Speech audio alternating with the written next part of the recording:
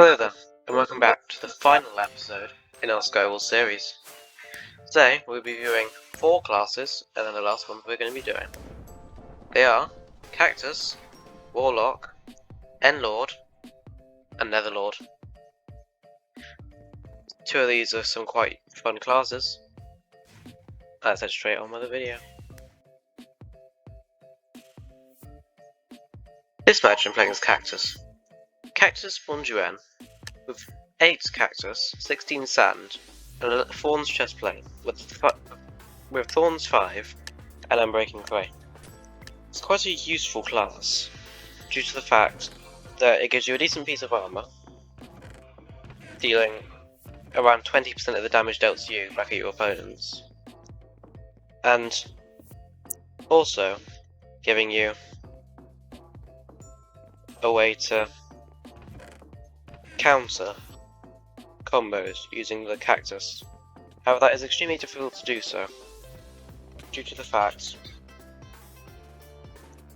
that Cactus is not a widely recognised way of gathering combos. However, it can make your opponents confused enough to kill them, as they will try to avoid Cactus even though taking barely any damage from it.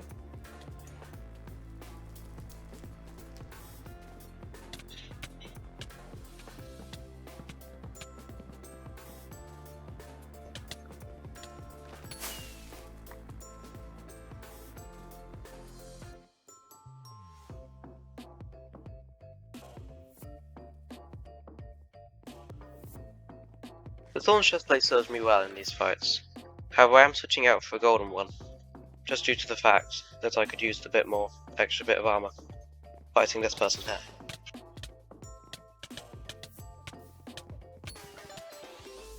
That was the Cactus class. Thanks for watching. Let's head straight on to the next one. This match I'm playing as Warlord. Warlord spawns you in with Splash Potion of Poison, Splash Potion of Instant Damage, and 2 Splash Potions of Weakness. Quite an interesting class, as these potions are unique to the class and are found nowhere else in Skywars.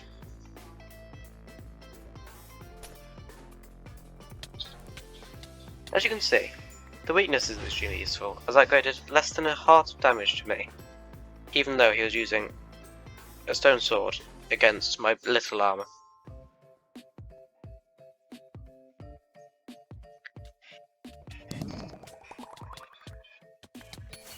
As you saw there, without throwing that potion first I would have died, due to the fact that I was one hit after the fight, and I got 1 extra hit due to the potion of harming being potion of harming's comboing effect.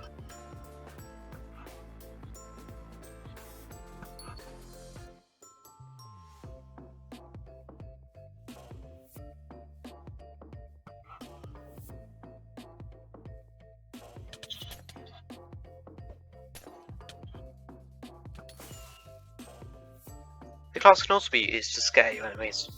That was the Warlord class. Thanks for watching. Let's head straight on to the next one. This match I'm playing as Warlord. Warlord is one of the 5 mythical kits, which means you have to collect 25, then 100, then 250, then 1000 corrupted heads to gather it. It spawns you with a full set of leather armour apart from the helmet, 12 endstone, and 3 time warp pearls. It's quite a useful class, as the time warp pearls teleport you back to your original position after 3 seconds. However, it is highly recommended not to be moving when you throw them, due to the fact that you can easily fall off the edge after you throw them. This is due to the fact that you can easily fall off the edge if you get teleported back while you're running. The time warp pearls have a 20-second cooldown at the start of the match, and it says in the chat, as you see there, when you're available, when you can use them. This means that you can teleport up to someone, knock them off, and then teleport back, which makes them extremely useful for combat. However, it means you cannot pearl clutch with them,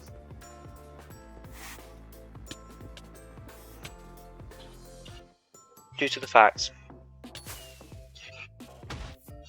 that they teleport you back.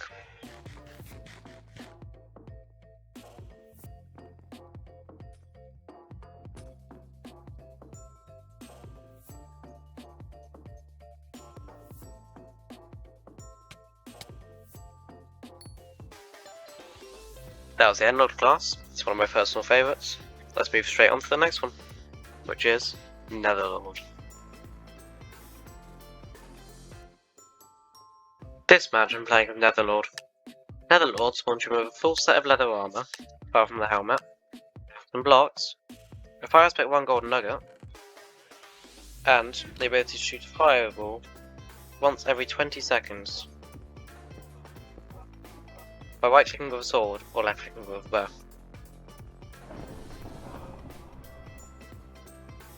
It also gives you permanent fire resistance, which is extremely useful, as it counters any fire aspect your opponents have, and lava and other types of traps.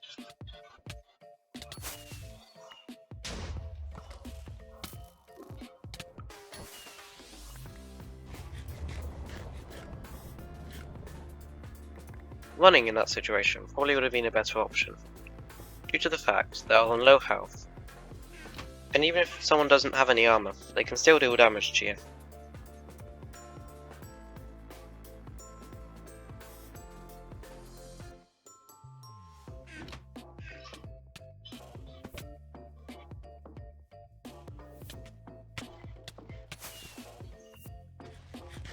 Having a pearl in your hotbar, even if you're not going to use it to be able to pearl clutch, is extremely useful, just to distract people and make them confused.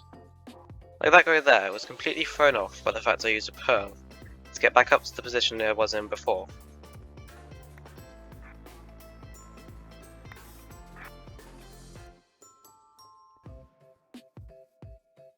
Which allowed me to kill him.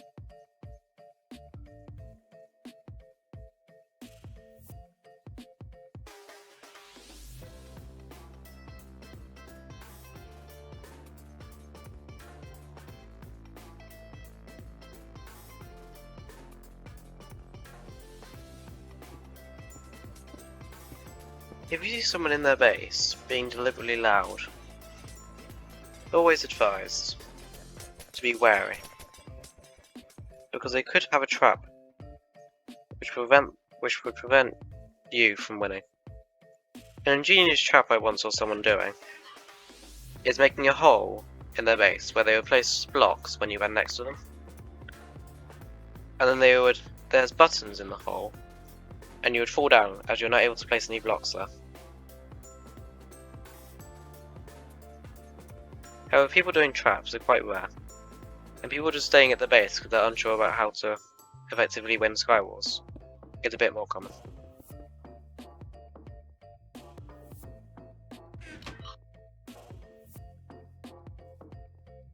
However, if you're going to hide yourself in a hole, be prepared for people to take slightly explosive ways of getting down to you.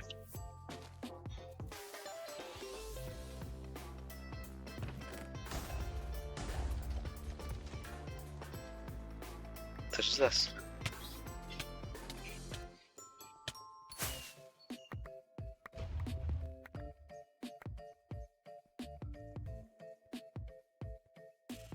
I have reason to believe that that person was a Jester class, due to the fact that they had a diamond sword, and it appeared to have broken halfway through that fight.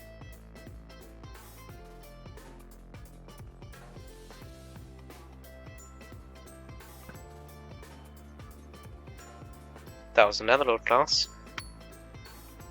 That was the video. And that was every Skywars class that I've unlocked so far. That's the end of the series for now. Thanks for watching, and as always, have a great rest of your day.